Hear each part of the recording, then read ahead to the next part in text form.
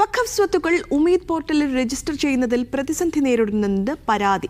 Register ചെയ്യാനുള്ള സമയപരിധി അവസാനിക്കാനിരിക്കെയാണ് portal പണിമുടക്കിയുള്ള പ്രതിസന്ധിയെന്ന് സംസ്ഥാന നേതാവ് അബ്ദുസമദ് പൂക്കോട്ടൂർ പറഞ്ഞു. രജിസ്റ്റർ ചെയ്യാനുള്ള സമയം നീട്ടുന്നതിനൊപ്പം രജിസ്ട്രേഷൻ പ്രക്രിയ അതത് സംസ്ഥാനങ്ങളിലെ വഖഫ് ബോർഡുകളെ ഏൽപ്പിക്കണമെന്നാണ് ആവശ്യം.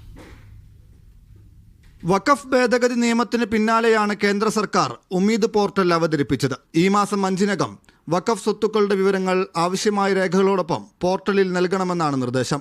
എന്നാൽ ഉമീദ് പോർട്ടലിൽ വിവരങ്ങൾ നൽകുന്നതിൽ പ്രതിസന്ധി നേരിടുന്നുണ്ടെന്നാണ് പരാതി. ഈ സൈറ്റ് മെയിൻ്റനൻസ് ആണ്, അതുപോലെ ഞങ്ങളുടെ എഞ്ചിനീയേഴ്സ് ഇതിൽ പരിശോധിച്ചുകൊണ്ടിരിക്കുകയാണ്.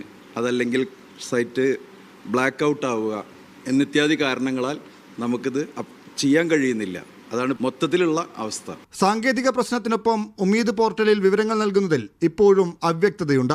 ഇത് വഖഫ് സ്വത്തുക്കൾ അന്യാധീനപ്പെടുമോ എന്ന ആശങ്കയുണ്ടാക്കുന്നതായും മുസ്ലിം മതസംഘടനകൾ പറയുന്നു. വളരെ ചെറിയൊരു ശതമാനം മാത്രമേ അപ്ലോഡ് ചെയ്തിട്ടുള്ളൂ. അതുകൊണ്ട് തന്നെ ഇനിയും ധാരാളം വഖഫുകൾ ഇതിൽ അപ്ലോഡ് ചെയ്യാനുണ്ട്. എത്ര ദിവസം വേണ്ടി വരും ഇതിന്? ഈ 6-ാം തീയതി അങ്ങനെ തീർക്കാൻ കഴിയും? അതാണ് ആശങ്ക. രജിസ്റ്റർ ചെയ്യാനുള്ള സമയപരിധി നീട്ടുന്നതിനൊപ്പം രജിസ്ട്രേഷൻ കാര്യക്ഷമമാക്കാനുള്ള നടപടിയായി അതത് സംസ്ഥാനങ്ങളിലെ വഖഫ് ബോർഡുകളെ ചുമതലപ്പെടുത്തണമെന്നുമാണ് ആവശ്യം. ഈ വഖഫ് സ്വത്ത് പരിരക്ഷിക്കുന്ന ആളുകളെ നെട്ടോട്ടം ഓടിക്കുന്ന ഈ സംവിധാനത്തിന് പകരം വഖഫ് ബോർഡ് ഇത് അപ്ലോഡ് ചെയ്യുന്ന കാര്യം ഏറ്റെടുക്കാൻ വഖഫ് ബോർഡ് തയ്യാറാണെന്ന് ചില ഉദ്യോഗസ്ഥന്മാർ പറയുന്നുണ്ട്. പക്ഷേ സെൻട്രൽ ഗവൺമെൻറ് അതിന് വഖഫ് ബോർഡുകൾക്ക് ഉത്തരവ് കൊടുക്കണം.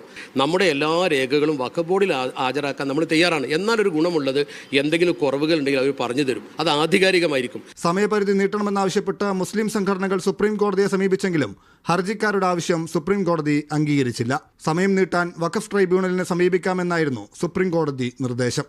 മീഡിയ 1 കോഴിക്കോട്.